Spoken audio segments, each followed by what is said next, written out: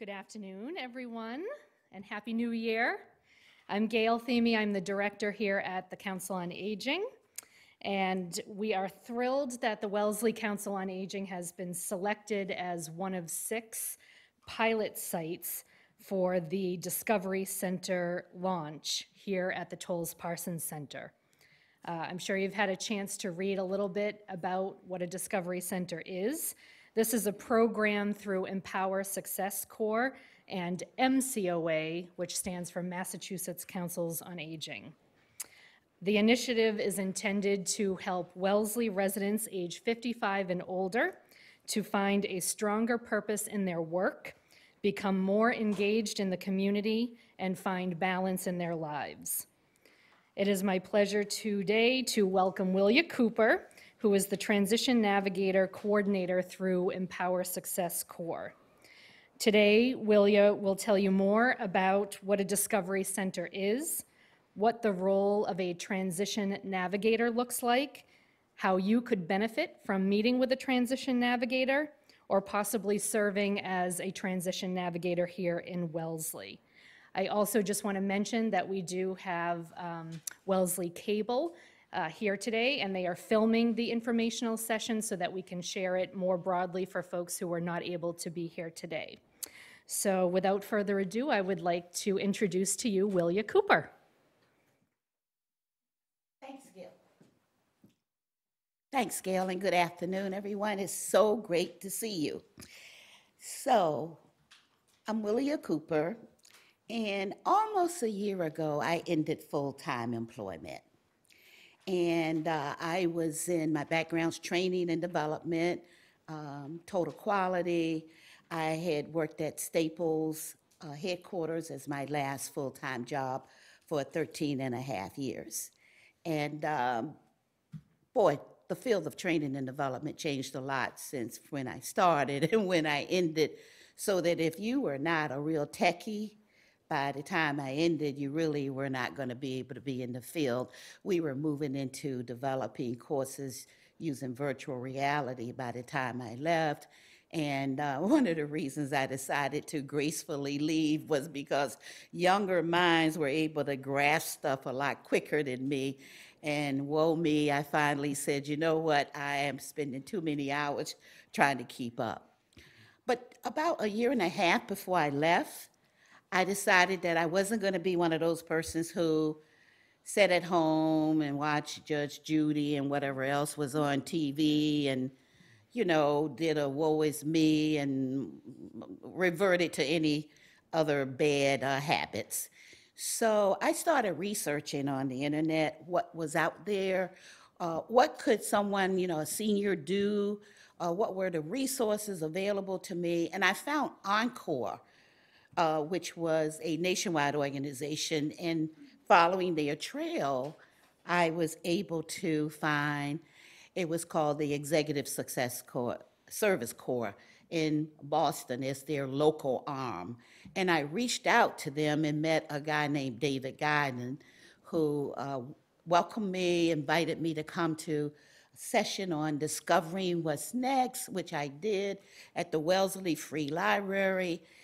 We hit it off, and I was asked if I wanted to be, and they call it ESC consultant, which you're not paid at all, but you get a lot of reward out of helping other nonprofits. I said yes. I went through training. Then I realized I was still working full-time and couldn't do it, but I stayed in touch. I helped them to get a virtual platform up and running.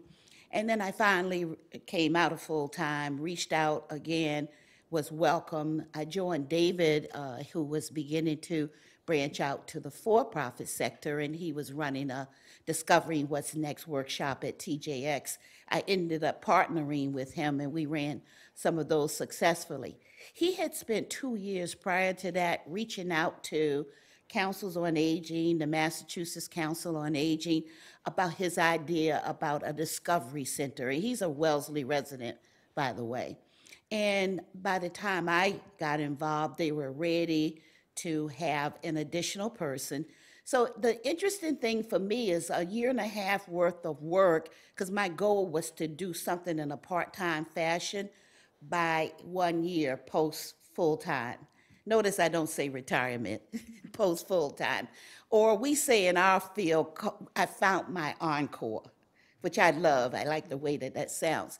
Anyway, I got an opportunity to get a paid fellowship through is now Empower Success Corps, no longer Executive Service Corps.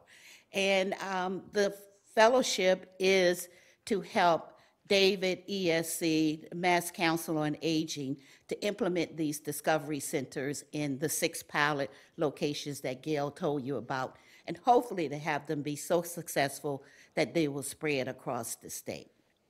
So that's why I am so glad that you are here today, because you're going to be a part of this whole success and this whole new train that we're going to be riding.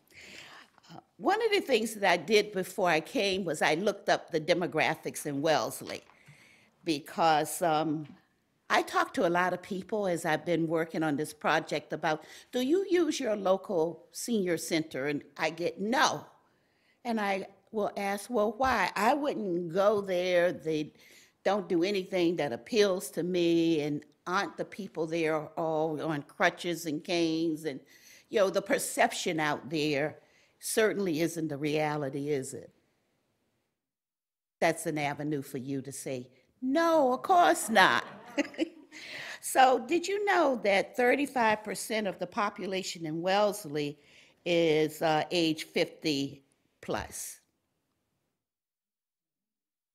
That's a really interesting statistic, because the research is telling us that baby boomers are continuing to populate. So what do we want to do today? As Gail said, I want to entice you into either wanting to serve as a transition navigator, or at least be a participant in the Discovery Center. I'm going to tell you a little bit about what all of that entails as we go along, and the roles and responsibilities of a transition navigator in particular, and why you should, I said you should be, but at least consider very, very strongly becoming one. So what is a Discovery Center? Well, a Discovery Center is a place that reaches out to people primarily age 55 plus, but you can be younger than that. We don't discriminate, and help them to find purpose. Research shows that people who have a purpose or who live purposefully add 7.5 years to their lives. They're healthier, they are less lonely, they do not experience the depression that people who don't live purposefully experience. So we are working with Wellesley to embrace this entire concept about helping people to live purposefully, even more than they have, and collaborating with partners in the Wellesley community, nonprofits, and local government. And why do we want to do that? What do we expect people to experience as a result of that? Well, of course, purposeful engagement in the community. How many of you would say that you've got a real good handle on the major things that are happening in town today? A good number of you, and probably more. I'm not surprised that about 4 or 5 of you are, because my experience is in a town like Wellesley, people tend to be much more engaged and knowledgeable about what's going on. But we could even improve that even more. We want to embed these discovery centers into your local council on aging right here. And we even have a space that we're going to be using for that.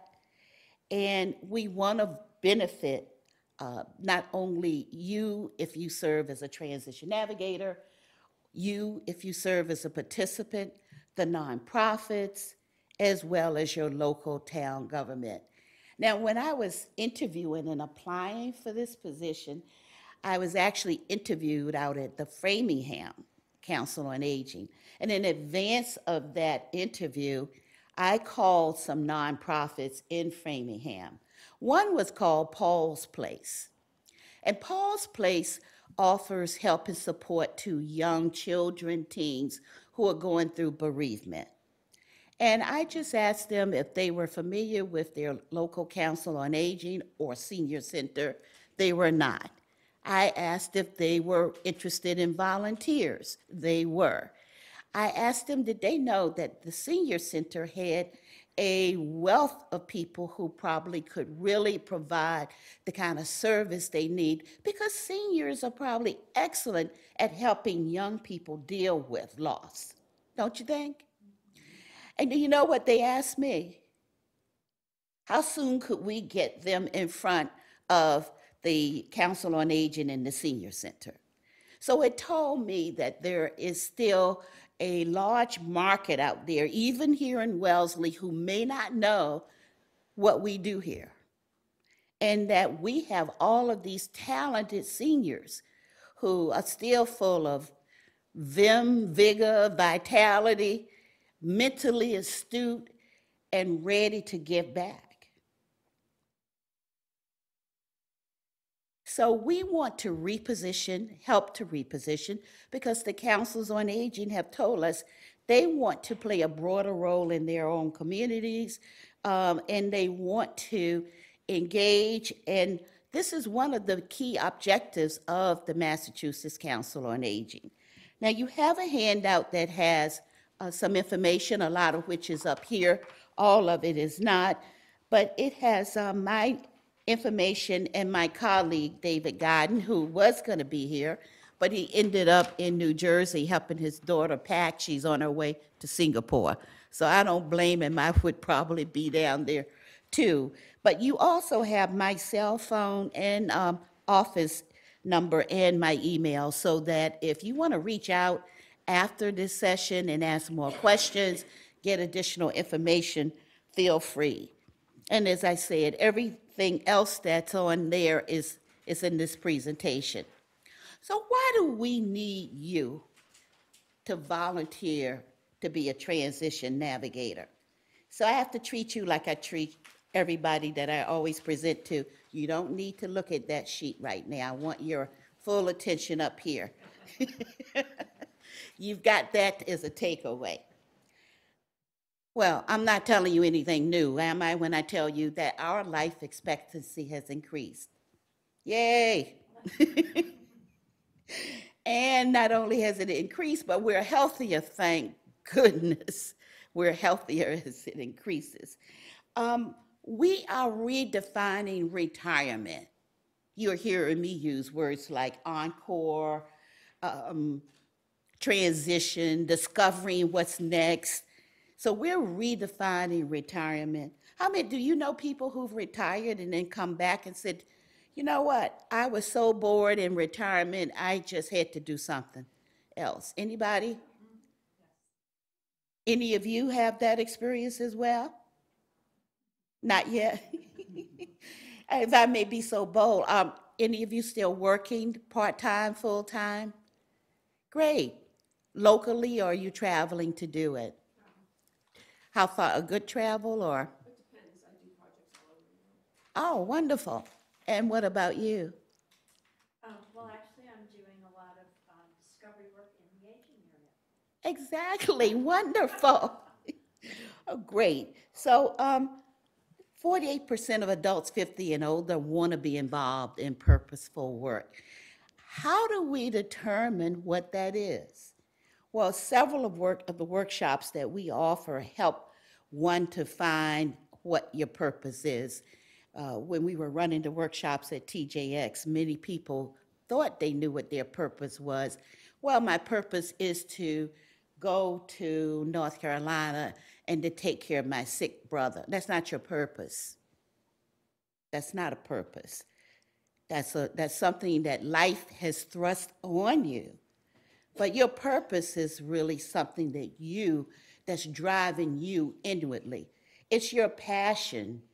It's something that makes you excited, makes you want to jump up and do. You can't control the fact that you really want to be engaged in that. It gives you happiness. It draws on your skills, your talents, what you know. It also may pull on you to challenge yourself to even grow more, but those are some of the things that contribute to purpose. And one of the things that we know is that if you want to live purposefully and you want some help in doing that, peer mentors is one of the most effective way to do that. And that's what we're envisioning the Transition Navigator to be, a peer mentor. So believe it or not, the nonprofits here, your local government needs you. How much? Well, we'll find out. Any of you involved with local town government? Oh, well, look at this. Do you know of any needs that you have? Tell me about one. Sustainable Energy Committee and effect on climate change. We're always looking for people. Excellent. Wouldn't it be wonderful if we, you opened up the Discovery Center here around the March timeframe, we're hoping, and we got people coming in, and they came, and you are Transition Navigator, and we found someone who had an interest in doing that, and voila, there you go. I mean, I make it sound simplistic. Please believe me, I know it's not that simplistic. But I also know that all things are possible if we really turn our vision into action and work together as a team to achieve it. Well, there's not much that we can't do. And look at us. I mean, we are powerful, bright seniors. You read today, you look in the news, you listen and see how many companies are suffering because we have left. And the brain trust is going. So we've got a lot to offer. We also know that many people in our age group do need to be encouraged. They may have left the full-time workforce. They may have said, you know what, I lost my skill. I lost, whatever it is that makes me special. Be honest, after almost a year when I started in this part-time 10-hour-a-week job, my first day in the office, after 2 hours, I was like, I don't know if I can do this. I had lost all of my strength, but I stuck with it. But it doesn't take long for you to begin to lose that edge that I think we need to keep us sharp and focused. So the challenge is that many people are unclear about how to find civic engagement opportunities that match their skills. So how is this going to work? We're going to market the Discovery Center via word of mouth, local media, and partners. That's one of the reasons your local media station is here today. And that's where you come in. This is designed to encourage participants to utilize the services of a transition navigator. You, I hope, or even if you can't do it, you may know of someone else who can. And then you will meet with participants in the Discovery Center. And you would be their coach, their peer, someone who helps. You're not going to do the work for them. But this is basically what we envision happening. Any questions or thoughts at this point? Yes.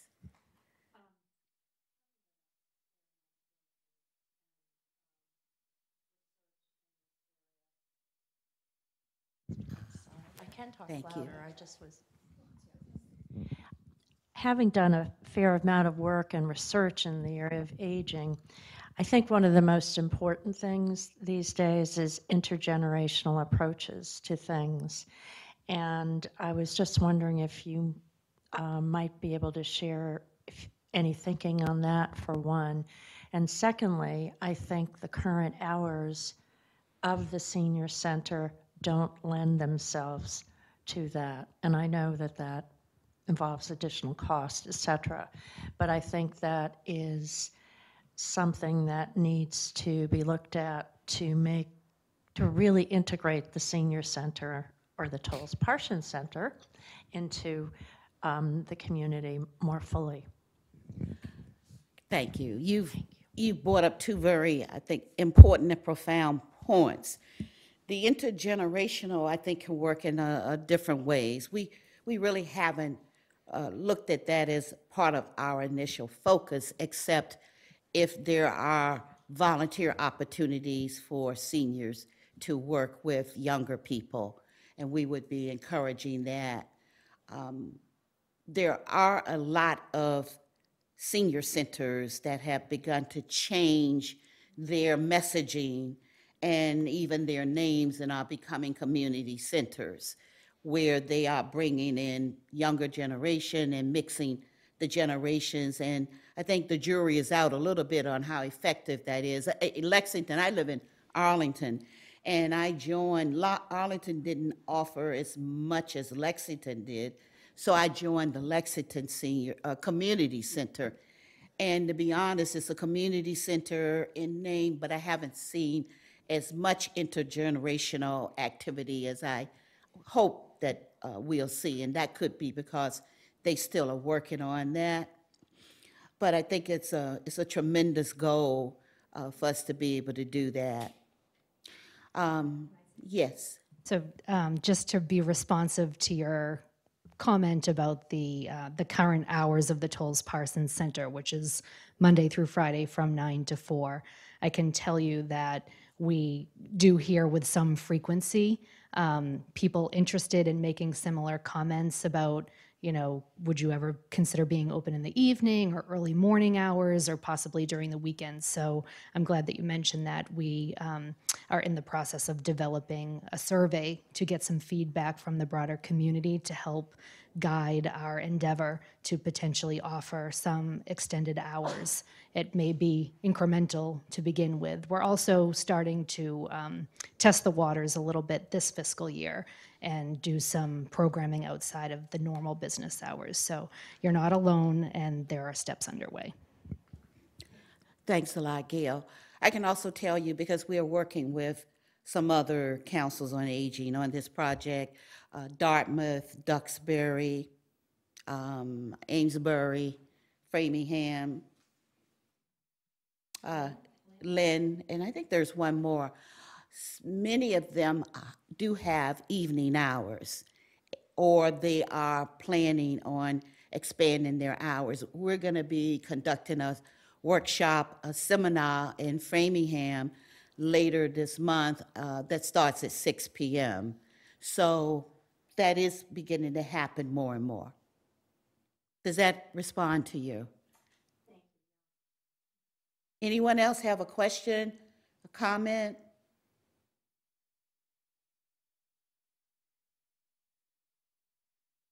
So how do you interact with the participants, the people that we want you to help or who will help you if you choose to be a participant? So the participants are going to be asked to reflect on their values. We're hoping that they will take a seminar. And I believe there have been seminars here already. Have there not? Do you remember which ones have run? I know that they were running at the library, the one that you mentioned, Finding Your Encore, thank you. Yeah. Okay. Was done. I think there was a 3-part series, maybe about 2 years ago. Does that sound right? Great, thank you. So one of the first ones that we would encourage any participant to go through is called Discover Your Purpose.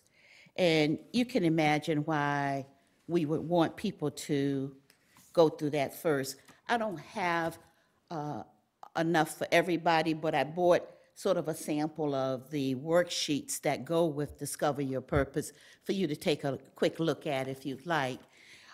That will help someone so that the first time they come to you, they don't come to you with, I don't know what I'm doing, you know, I'm a blank sheet, write on me. we would like for people to come to you with some sense of purpose so that you are not going to be doing all of the work. You're going to be serving as a mentor, a guide, and a coach. So we're going to hopefully help people to do that. Now, everybody may not take that workshop. And so I've created a little draft form, and I'm actually interested in your feedback about it, that maybe people could fill out before they come to their first appointment, that you could look at, and it would help you to get a feel for what that person considers to be their skills, their interests, their talents, and what they might be interested in doing. So that in some way, when you have your first meeting, it's not one in which you're spending the entire time trying to find out what this person wants to do and how you can help them. You collaborate with that person on their goals and steps to overcome any barriers they may experience. I don't have a sense yet of how many times you might need to meet with that person. It could be 2 times, it could be 5. You're going to have what we call office hours. Your office hours, if you're a transition navigator, could be 1 hour a week, it could be 2 hours a week. It depends on your availability, how much time you feel you can devote to that. We want to have several transition navigators so that one person or 2 people aren't carrying the burden. So if we have, and I forget, we talked about office hours here, did we not, Gail? Do you remember what we Yeah, thought so about? I think probably for our center, it will probably work best to do some matchmaking, knowing what the availability is of the transition navigators. We have a conference room on the 2nd floor of the building that allows for a good setting for one-on-one consults. And so I think how it would work is somebody interested in meeting with a transition navigator would call, and it would be appointment based so that we could match the person to the, the day and time of the week. And then there might be some flexibility if somebody has a full schedule and limited availability, we could have some flexibility to meet elsewhere in the building or another day and time. So do all the meetings have to happen here? No, they could happen over the phone. I mean, the initial meeting should be in person, but after that, it would be up to you and the participant, or you as a participant and the transition navigator, to determine what works best for both of you in terms of getting together. What kind of milestones does the participant want to set for himself or herself?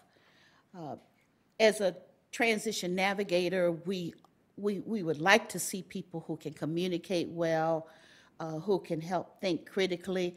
I find a lot of times people will say, I don't know how to get from point A to point B, and a lot of it is because they may need some help in just thinking through or problem solving.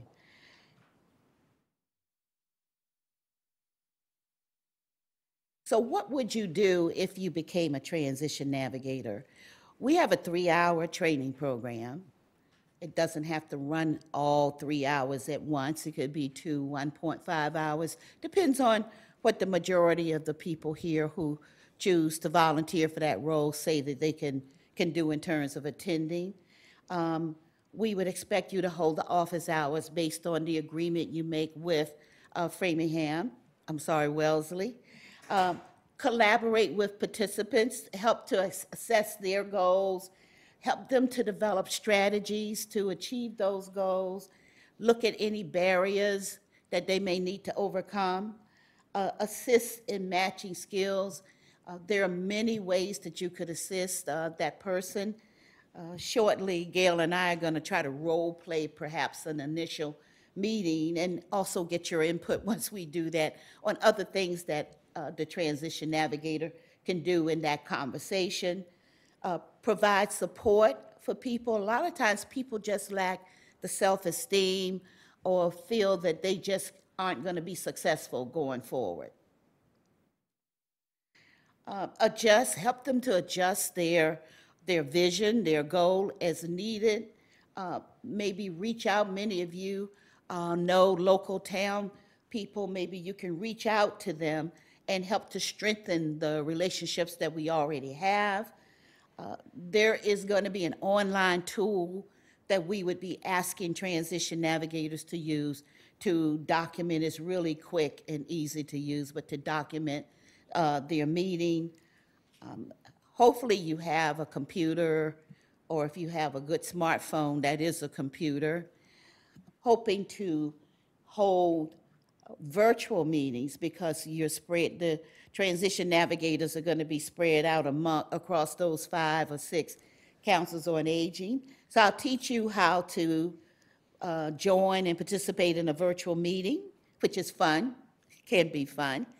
And that would be an opportunity to share what's going on with other transition navigators at some of the other centers, lessons learned, look for help, joint problem solving, brainstorming, camaraderie, you name it. And then we would be looking to you, since this is a pilot, one of the pilots, to help us to monitor, evaluate, and improve on the product moving forward before we try to expand it to other councils on aging. Does that make sense?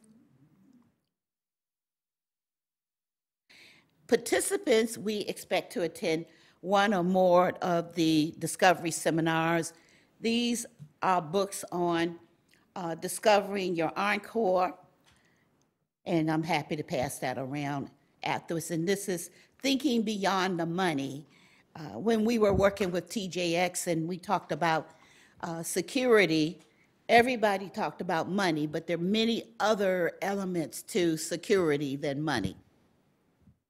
So these are other guides, and that we would be using them in the seminars that we might hold for the general population here who may be interested.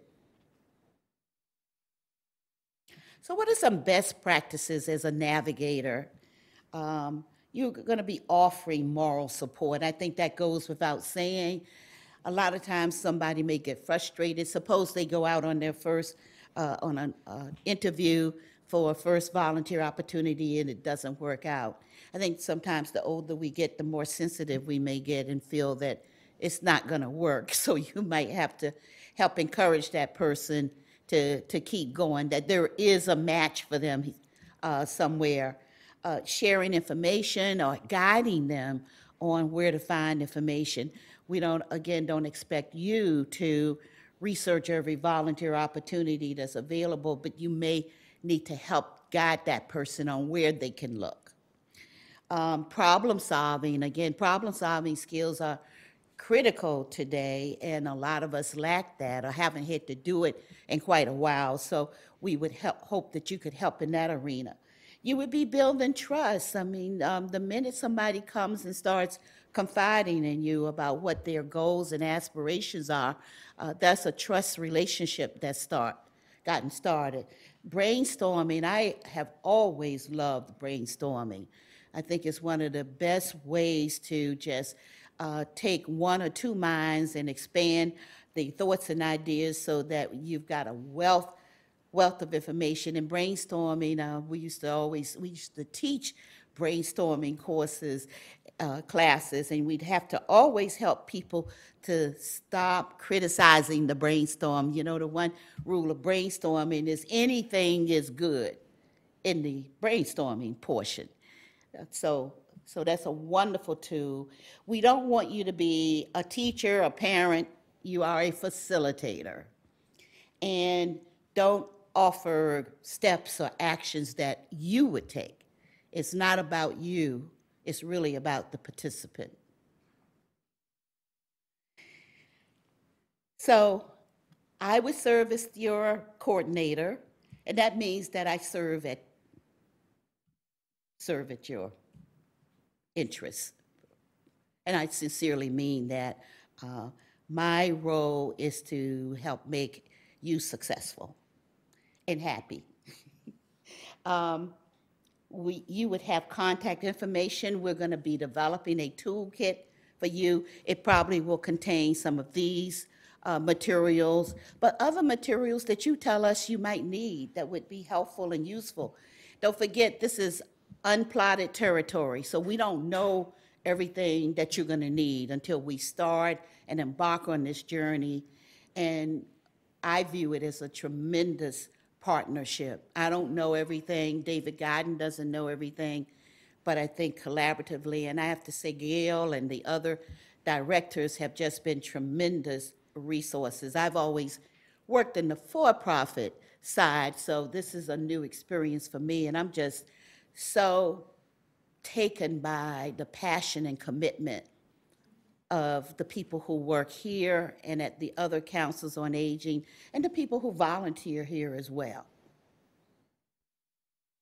So, any questions before Gail and I try? Yes. Hi, I'm wondering, we have here at our Council on Aging, we have a woman who does the volunteer coordinate, who's called the volunteer coordinator. How would you work with that person? And that's first question. And then secondly, would you work with the rest of the staff in some capacity? Excellent question. I think Gail can answer that because she's been leading. We work at the behest of Gail and the other directors. So actually, our volunteer coordinator, Sarah Raveret, has been in all of the meetings thus far when we've gotten together with Willia and actually the other councils on aging as development was taking place. So I think on a day-to-day basis, Sarah primarily is helping prospective volunteers that have expressed interest in volunteer opportunities at the Council on Aging to find placement. But sometimes that leads into other interests or desires elsewhere in the community or beyond. And I think her role would be probably to recommend meeting with the transition navigator to help further guide finding a meaningful volunteer opportunity for those individuals. So the question was, might she become a transition navigator herself? So I think the first goal of ours is to bring in volunteers with certain skill sets or backgrounds to serve in this volunteer role. Maybe that's going to give that person help fulfill their purpose in life, but we've been talking about maybe having like a plan B if a scheduling conflict doesn't work out with a prospective meeting with a transition navigator. So I think it's possible to do like cross-training and have a staff member that would step in. So we'll sort of have to get through the pilot phase, I think, and see how this rolls out, and then that would lead to whatever the next steps are going to be.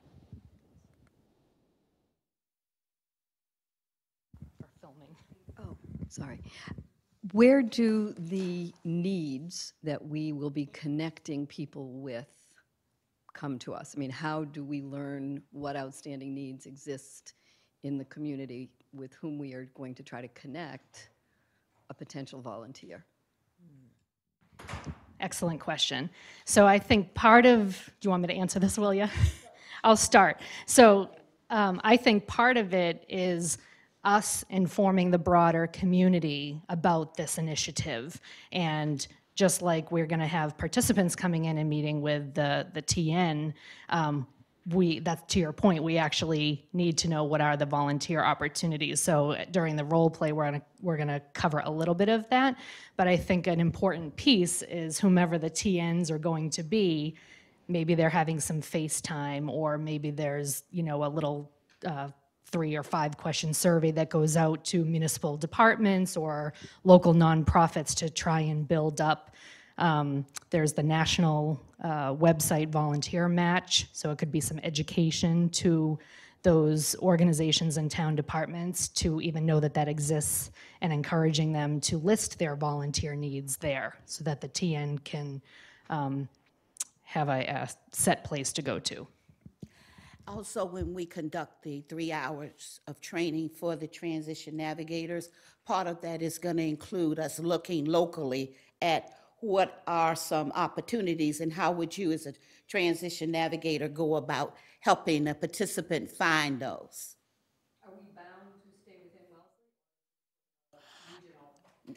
You're not bound to stay within Wellesley. However, we are trying to focus on the local community, but no, I mean, if somebody says, I really would want to do something outside of Wellesley, by all means, encourage that and support as much as you can. We also are trying to help councils on aging and senior centers to strengthen partnerships with the local libraries and other resources within the town. I find that a lot of towns, cities and towns have multiple venues doing some of the same things. So it may be very helpful to know who's doing what and the partner. I don't know the political scene around those things, so I have to be careful of what I would recommend, but I have been doing a lot of looking, trying to see what's going on in each of the pilot communities that we're working with. A couple more questions come to mind as you are speaking, and thank you for a wonderful rundown. One is the communication of what's happening, and I can, on a very up-to-date basis. I think that's going to be an important ingredient to this program. And is there somebody that's going to be doing that, or perhaps that's a volunteer opportunity? I think that in terms of notifying people of the various things that need to be done and vice versa is one area, and I'm trying to think. I think I lost my train of thought on the other, but it will come to me. So in terms of communication, and please feel free to jump in, I see my role as helping to craft communications about what's going on, what's working. The Boston College Center on Aging is another partner with us, and their focus is on the evaluative process of this whole piece. We're going to be meeting with them shortly to look at that, and a part of that is going to be how well and effective are we communicating what's going on. I tend to take my lead, because I'm sort of new to this arena, from the local councils on aging, from Gail and her team. I certainly am bringing some ideas. Some of them are out of the box ideas, but I want to make sure that what I'm trying to do fits in and resonates with the Council on Aging here.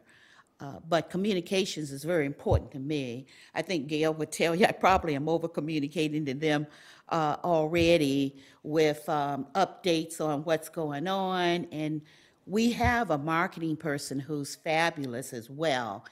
And we want to use her. I mean, we talked about maybe we're hoping to launch the actual center in March. And we're talking about making that a really wow event. Get the local government, the town. Do you have a town manager, a mayor? Executive director. Get some of the local leaders, nonprofit, some nonprofit organizations here, and make it a really upbeat activity, announcing that the Wellesley Center's Discovery Center is now open for business. But that's just one way to communicate. I will be reporting to Gail and the other directors on the progress. We're going to be tracking whether this is adding traffic to this center. We're going to be tracking through the transition navigators what's going on, and so we'll be reporting back on that. Is that what you mean? Yes. Yes, to some extent, and I know the Council of Aging here has a wonderful newsletter and other forms of communication. I'm thinking a little beyond that in terms of maybe social media, so you reach a broader audience other than folks that may be coming to the center now, as an example. I think we have a Facebook. And I've started looking at the Facebook, and some have Instagram. and looking at how many people are following. So I will be also recommending that we work on sprucing that up as well, if that's getting at what you're suggesting. Yes. And I've thought of the other aspect of my question, and that is the training for the transitional navigators. I'm wondering if 3 hours is adequate. I guess it's see how it goes sort of thing, but I'm thinking something periodic for one thing. Exactly. Well, that's where I'm going to be holding those sessions, the Yeah. virtual sessions, I hope. We're going to try to hold virtual sessions on a regular basis with all of the transition navigators, where I would be leading the meeting, but it would be an opportunity to share what's going on, what's working, what's not, what questions do you have, what is it that we haven't provided you that you need. Oh, you had somebody who came in and they wanted you to help them in an area that you knew nothing about. Does anybody on the call know how to help with that? So I don't call that training per se, but it really is a way to help people, our transition navigators. I've been pushing Gail and they've agreed. I'm going to come back and we're going to video some meetings, some scenarios between transition navigators and participants, and have that as part of the training or available for someone who may be going into a meeting with a participant who needs more help than that transition navigator has provided. Can they call on another transition navigator who may be able to help out in that arena? So we hope that that will get at it. Again, we don't know how much training is going to be needed. We're trying to be sensitive to people's schedules as well and how busy. Most of the people who do this, who will volunteer, are already up to here and so busy. So it's going to be sort of playing around with what can we reasonably do to keep people informed and feeling confident and not be intrusive on their time. But your input is all going to be helpful to us around that as well. So, are you ready for us to try to do this little short role play?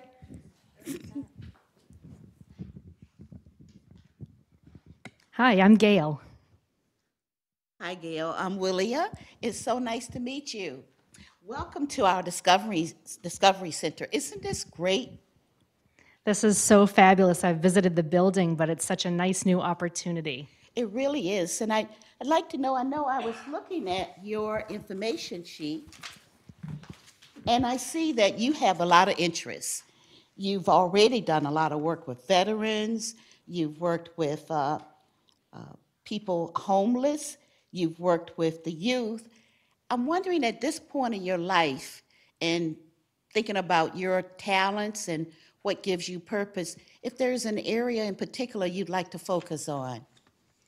Right, so like you've said, I've worked with different audiences, though my work has been more administrative. I'd really love to do more with youth, whether it's in the schools or in the community, and I think I'm just puzzled as to where do I begin. I think there might be a youth commission in the town of Wellesley. I'm not really sure what they do or how I might be of help, or maybe even doing some work in the schools. Sure, I think that sounds great. Well, one of the things that I can do is I can help you to look at some of those particular opportunities. Yes, there's a youth commission. We can look at the schools. We can look at other things like volunteer match. And there are other online resources that will show you where there are volunteer opportunities in the area that you've identified. I'm sure the staff right here can also help guide you around where you might want to look. So we can make a list of those places, and I will bet you that those places maybe have even more detailed information about the type of needs they have. So when we talk about youth, that may need to even be whittled down. Are you talking about young children or teenagers when you say youth? Probably middle school or maybe newly entering high school. I'm thrilled to hear you say that we can get going on this right away. I love the idea of leaving here with a list or even a little bit of homework so that I can take some steps to set up some informational interviews. Great. Well, again, I'm asking you a couple of more probing questions so that we can help you. So you're talking about middle-aged or middle school youth. Well, what kinds of things do you like to do, or would you like to do with them? Is it more activity-based, or is it more school education-based? Do you have an idea after school?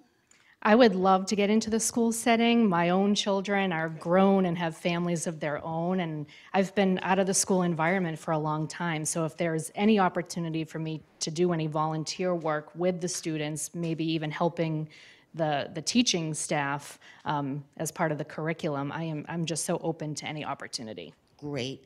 Well, let's do this. How's this as a suggestion?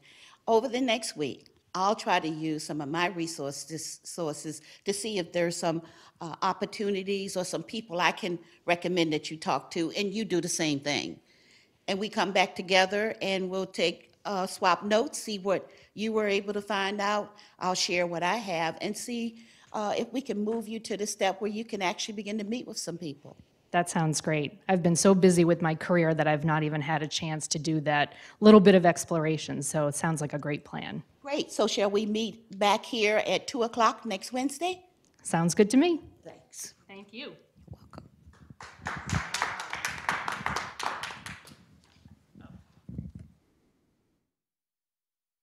So I hope I did a good enough job of just trying to give her some suggestions without saying I'm going to do it, but saying we'll do some things together. And again, I don't want you as a transition navigator to feel like you've got to do it all.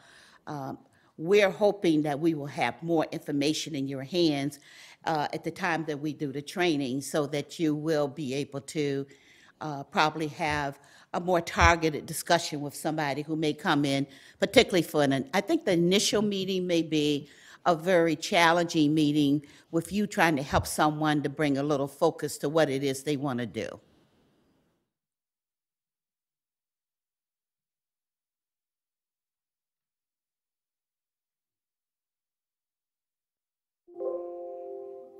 Oops.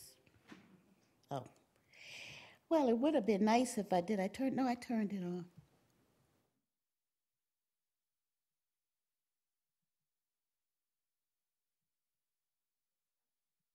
Yes. So we did that. So this is actually the last thing we want to ask you to do, is think about yourself as a transition navigator or as a participant, if you would prefer to focus on that. Well, what makes you an ideal transition navigator or participant? Because the participant has to do a lot of work. They've got to fulfill their responsibilities as well. If you have a pen and want to write it down, that's fine. If not, just think about it for a minute or two. But what makes you an ideal based on what we've already discussed and shared? And then I'm going to ask some of you to share what you came up with.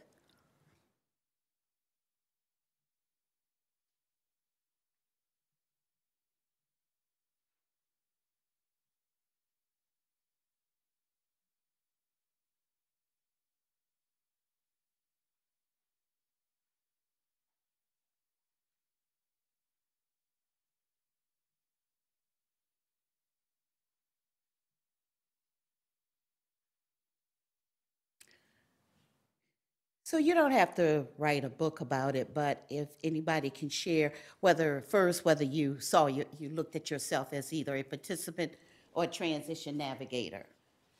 Anybody? Sure.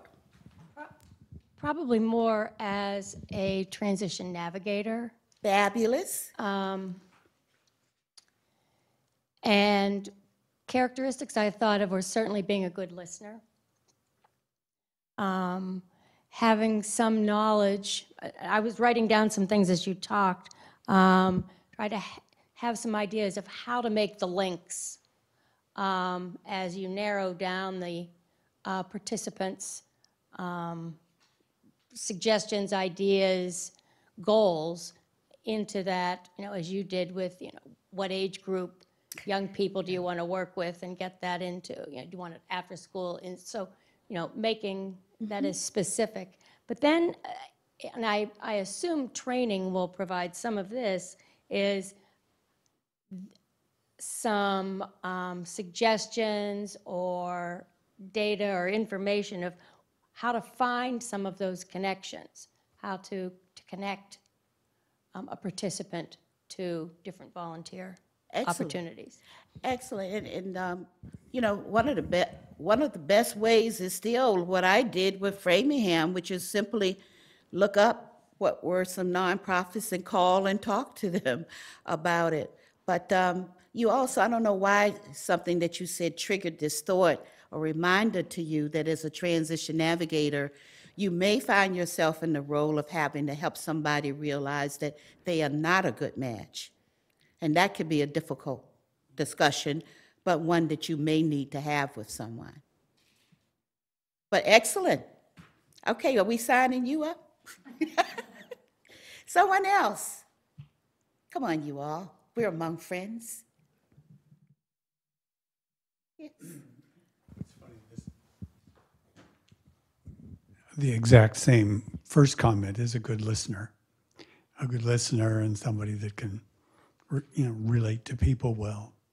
The other is, although I've only been in town a little more than a year, I've gotten to know the government relatively well, and the thing I've found is you have to put yourself out there, and to your point about people that don't fit, that's going to be a difficult thing because one of the ways to get involved is to get involved. You look at that government committee or volunteer organization, say, well, I'll just go to one of their meetings and sit in. All the meetings are public. Yeah. If you can't do that, it's going to be hard. Excellent. And by the way, to give you a piece of feedback, your body language is very, very open and welcoming, and I perceive you to be a good listener. You may have tuned me out the entire time, but if you did, you did a really great acting job. Thank you. At least one more person. Thank you. So my career has essentially been all these things. I'm an organizational psychologist. I've been a consultant. I'm an advisor to business, and one of the first activities I do with young and growing businesses is have them identify their purpose. And so with the belief that if a company doesn't know its purpose on this earth, Yes. then it can never be successful. Exactly. So applying that to individuals is something I'm eager to participate in. Great. Thank you very much. Okay, well, wonderful. I hope all of you have had a chance to at least give that some thought. And one of the quotes that David Godden and I like to use in the Discovering What's Next workshop is Pablo Picasso. The meaning of life is to find your gift. The purpose of life is to give it away. And I just find that such a powerful, powerful quote. And it as I've embarked on this part of my life, it's had even more meaning. I can't tell you what doing something that in my mind brings purpose and meaning for others versus working in a profit-making company that does widgets and sells things, a big difference. And I certainly wake up with a smile on my face. Not that I didn't in my other job, but like I said, I'm not making a whole bunch of money doing this, but I've got a whole lot of passion for it, and it fulfills me tremendously. It has been just my pleasure to be with you this afternoon, and I hope in some way that I've sparked some interest in some of you as a transition navigator. We desperately need you in that role, but even if you aren't ready to do that, please look at this as an opportunity as a participant to perhaps fulfill that passion and that purpose that may not be being fulfilled for you at this point. And we're happy to answer any additional questions. As I said, you have my email, my phone number.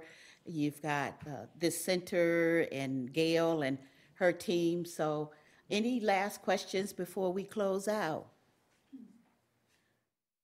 Thank you very, very much again. Thank you. So thank you so much, Willia.